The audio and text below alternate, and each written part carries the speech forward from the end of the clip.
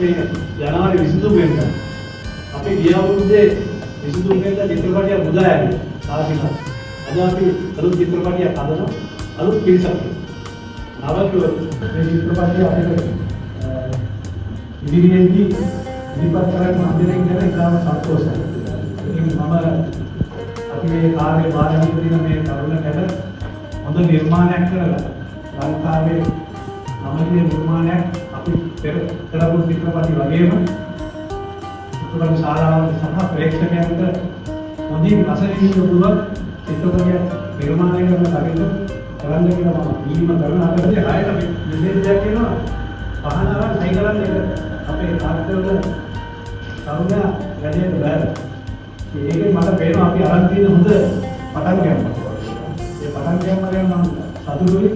මම හිතනවා මේ දරේ දිනන දරේ යම් අපේ හොඳ නිර්මාණයක් ඉදිරියේදී අපිට දෙන්න පුළුවන්.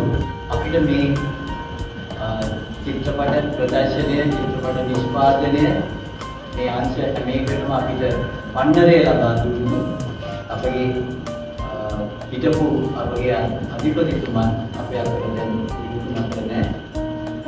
එතුමාට ඉතාමත් ආදරයෙන් සිහිපත් කරන මේ අවස්ථාවේදී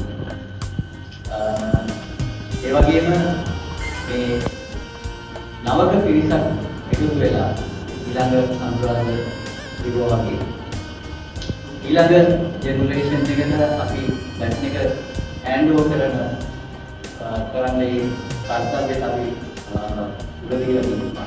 ඒකම ගෞරවයෙන් ආදරයෙන් ආරාධනා කරනවා ඒ ආශිර්වාදය ලබා දෙන්න කියලා මේ පොතේ මේ පාන කළා තමයි.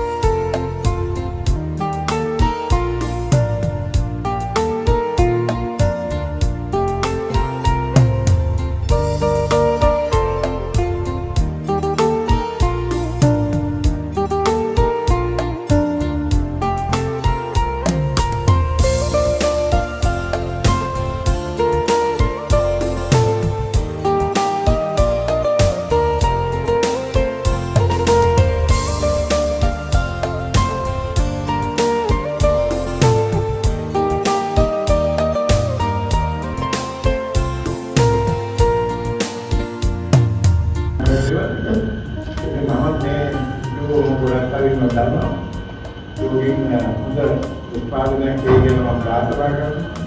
ඒ වගේම මේ ලක්ෂණ ඉදිරියෙන්න